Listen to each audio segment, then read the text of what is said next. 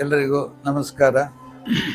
ಅಮೃತೇಶ್ವರಿ ಹಲವು ಮಕ್ಕಳ ತಾಯಿ ದೇವಸ್ಥಾನದಲ್ಲಿ ವರ್ಷಂಪ್ರತಿ ನಡೆಯುವಂಥ ಜಾತ್ರಾ ಸೇವೆ ಪ್ರತಿಷ್ಠಾ ವರ್ಧಂತಿ ಮತ್ತು ಗೆಂಡ ಸೇವೆ ಮತ್ತು 11ನೇ ತಾರೀಕು ನಡೆಯುವಂಥ ತುಲಾಭಾರ ಸೇವೆ ಇದು ಕ್ಷೇತ್ರದಲ್ಲಿ ಬಹಳ ವಿಜೃಂಭಣೆಯಿಂದ ನಡೀತಾ ಇದೆ. ಪ್ರತಿ ವರ್ಷದಿಂದ ಈ ಸೇವೆ ನಡೆದುಕೊಂಡು ಬರ್ತಾ ಇದೆ.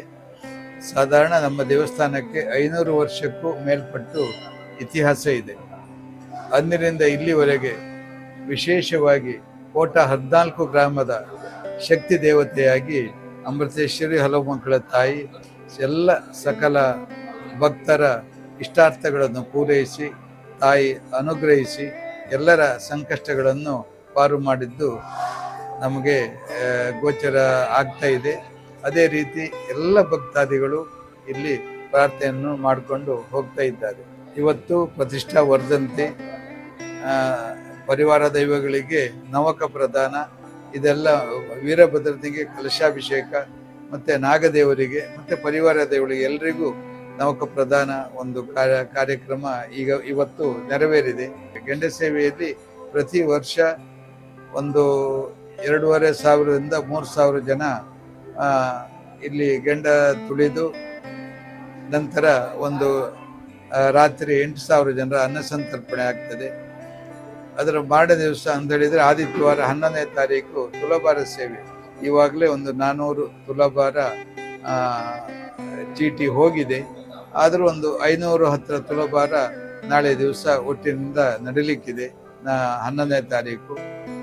ಇದೆಲ್ಲಕ್ಕೂ ಎಲ್ಲ ಭಕ್ತಾದಿಗಳು ತನು ಮನ ಧನ ಇದರಿಂದ ಸಹಕರಿಸಿ ಅವರವರ ದೇಣಿಗೆಯನ್ನು ಕೊಟ್ಟು ತಾಯಿಯ ಒಂದು ಉತ್ಸವದಲ್ಲಿ ಪಾಲ್ಗೊಳ್ಳುತ್ತಾ ಇರುವುದು ಬಹಳ ಒಂದು ಸಂತೋಷದ ವಿಷಯ. ಕಳೆದ 11 ವರ್ಷಗಳ ಹಿಂದೆ ಜೀರ್ಣೋದ್ಧಾರವಾಗಿ ಸಂಪೂರ್ಣ ಅಭಿವೃದ್ಧಿ ಹೊಂದಿದ ನಂತರ ಇವತ್ತು ದೇಶ ನಮ್ಮ ಜಾತ್ರೆ ವರ್ಷದಿಂದ ವರ್ಷಕ್ಕೆ ವಿಶೇಷ ಕಂಗೊಳಿಸುವ ಒಂದು ಅಲಂಕಾರ, ಹೂವಿನ ಅಲಂಕಾರ ನೋಡಿದರೆ ಖಂಡಿತ ಮೈ ಪುಳಕವಾಗ್ತದೆ. ಯಾಕಂತ ಹೇಳಿದರೆ ಇಷ್ಟು ಹೂವನ್ನು ಭಕ್ತಾದಿಗಳೇ ಕೊಟ್ಟದ್ದಲ್ಲದೆ ನಾವು ದೇವಸ್ಥಾನದವರು ಹಣ ಕೊಟ್ಟು ತಂದದ್ದಲ್ಲ.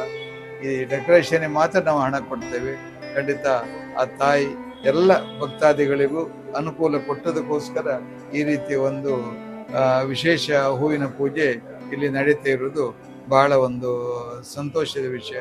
ಪ್ರತಿ ಶುಕ್ರವಾರ ಇಲ್ಲಿ ಅನ್ನ ಸಂತರ್ಪಣೆ ಈಗ ನಡೀತಾ ಇದೆ.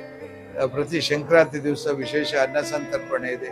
ನವರಾತ್ರಿಯ ಎಲ್ಲ ದಿವಸಗಳಲ್ಲಿಯೂ ದುರ್ಗಾ ಹೋಮ ಮತ್ತು ಅನ್ನ ಸಂತರ್ಪಣೆ ನಡೀತಾ ಇದೆ. ಇದೆಲ್ಲದಕ್ಕೂ ಎಲ್ಲ ಭಕ್ತಾದಿಗಳೇ ಕಾರಣ. ಅದಲ್ಲದೆ ಮುಂದಿನ ನಮ್ಮ ಯೋಜನೆ ಅಂತ ಹೇಳಿದರೆ ನಿತ್ಯ ಅನ್ನ ಸಂತರ್ಪಣೆ ಮಾಡಬೇಕಂತೇಳಿ ಒಂದು ಯೋಜನೆ ಉಂಟು. ಒಂದು ಬೆಳಕಿನ ಸೇವೆ ಅಂತ ಹೇಳಿದರೆ ಯಕ್ಷಗಾನ ಸೇವೆ. ನಮ್ಮಲ್ಲಿ ಅದು ವಿಶೇಷವಾಗಿ ಕಲಾಮಾತೆಯಾದ ಕಲಾಪ್ರಿಯಾದ ಅಮೃತೇಶ್ವರಿ ಹಲವು ಮಕ್ಕಳ ತಾಯಿ ಆ ಕಲಾಸಕ್ತಿಗೋಸ್ಕರ ಇಲ್ಲಿ ಬಂದು ಯಾರು ಪ್ರಾರ್ಥನೆ ಮಾಡಿಕೊಂಡು ತಮಗೆ ಮಕ್ಕಳಾಗಲಿಲ್ಲ ಮತ್ತು ವಿಶೇಷ ಕಷ್ಟದಲ್ಲಿದ್ದೇವೆ, ಅದು ಪರಿಹಾರ ಆದರೆ ಖಂಡಿತ ನಾನು ಒಂದು ಯಕ್ಷಗಾನ ಸೇವೆ ಮಾಡ್ತೇನೆ ಅಂತೇಳಿ ಹೇಳಿಕೊಂಡಾಗ ಎಷ್ಟೋ ಜನರಿಗೆ ಅದರ ಫಲ ಸಿಕ್ಕಿದ್ದುಂಟು. ಅದಕ್ಕೋಸ್ಕರ ಯಕ್ಷಗಾನ ಸೇವೆ ಇಲ್ಲಿ ಸ್ವಲ್ಪ ದೊಡ್ಡ ಸೇವೆ. 180 ದಿವಸ ಯಕ್ಷಗಾನ ಸೇವೆ ಇಲ್ಲಿ ನಡೀತಾ ಇದೆ. ಮುಂದಿನ ಇದೇ ರೀತಿ ನಡೆದವಾಗ ಮುಂದೆ ಖಂಡಿತ ಇನ್ನೂ ಒಂದು ಮೇಳ ಮಾಡಬೇಕಾದ ಒಂದು ಅವಶ್ಯಕತೆ ನಮಗೆ ಬರಬಹುದು. ನಮ್ಮ ಮುಂದಿನ ಯೋಜನೆ ಎದುರುಗಡೆ ಸ್ವಾಗತ ಗೋಪುರ ಆಗಬೇಕು, ಪಶ್ಚಿಮದಲ್ಲಿಯೂ ಹಾಗೆ ಸ್ವಾಗತ ಗೋಪುರ ಆಗಬೇಕು.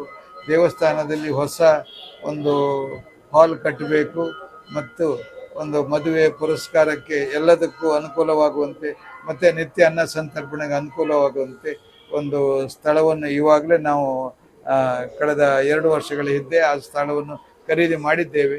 ಅಲ್ಲಿ ಹೊಸ ಒಂದು ಹಾಲ್ ಕಟ್ಟುವಂಥ ಯೋಜನೆ ಉಂಟು. ಖಂಡಿತ ಆ ತಾಯಿ ನಡೆಸಿದರೆ ಅದು ಆದಷ್ಟು ಶೀಘ್ರದಲ್ಲಿ ಆಗ್ತದೆ. ವರುಣತೀರ್ಥ ಕೆರೆ ಬಹಳ ಒಂದು ವಿಜೃಂಭಣೆಯಿಂದ ಈ ವರ್ಷ ರೂಪುಗೊಂಡಿದೆ. 8ರಿಂದ 10 ಕೋಟಿವರೆಗೆ ಅದಕ್ಕೆ ಅನುದಾನ ಬಂದಿದೆ. ಅದು ಬಹಳ ಒಳ್ಳೆಯ ರೀತಿಯಲ್ಲಿ ಮಧ್ಯಭಾಗದಲ್ಲಿ ಈಶ್ವರನ ಒಂದು ಲಿಂಗಕ್ಕೆ ನೀರು ಬೀಳುವಂಥ ಒಂದು ವಿಶೇಷ ಒಂದು ಕಲ್ಪನೆಯಲ್ಲಿ ಅದನ್ನು ಮಾಡಿದ್ದಾರೆ. ಸುತ್ತ ಗಾರ್ಡನು ಮತ್ತು ವಾಕಿಂಗ್ ಟ್ರ್ಯಾಕ್ ಎಲ್ಲ ಇರುವುದರಿಂದ ಬಹಳ ಒಂದು ಒಳ್ಳೆಯ ರೀತಿಯಲ್ಲಿ ಇಡೀ ಕೋಟ ಪೇಟೆಗೆ ಒಂದು ಸುಂದರವಾದಂಥ ಒಂದು ವರ್ಣತೀರ್ಥ ಕೆರೆ ನಮ್ಮ ಮುಂದೆ ಕಂಗೊಳಿಸ್ತಾ ಇರೋದು ನಾವೆಲ್ಲರೂ ನೋಡ್ತಾ ಇದ್ದೇವೆ. ಅದಕ್ಕೋಸ್ಕರ ಇವತ್ತಿನ ಈ ಒಂದು ಪುಣ್ಯ ಕಾರ್ಯಕ್ರಮದಲ್ಲಿ ನಾವೆಲ್ಲರೂ ಭಾಗವಹಿಸಬೇಕು. ನೀವೆಲ್ಲರೂ ಬನ್ನಿ, ಒಳ್ಳೆ ರೀತಿಯಲ್ಲಿ ಜಾತ್ರೆ ನಡೆಸೋಣ. ತಾಯಿ ಅಮೃತೇಶ್ವರಿ ಹಲವು ಮಕ್ಕಳ ತಾಯಿಗೆ ನಾವೆಲ್ಲರೂ ಅವರ ಕೃಪೆಗೆ ಪಾತ್ರರಾಗೋಣ ಅಂತೇಳಿ ವಿಶೇಷವಾಗಿ ನಿಮ್ಮೆಲ್ಲರನ್ನು ಜಾತ್ರೆಗೆ ಬರಬೇಕಾಗಿ ಪ್ರಾರ್ಥನೆ ಮಾಡ್ತೀನಿ.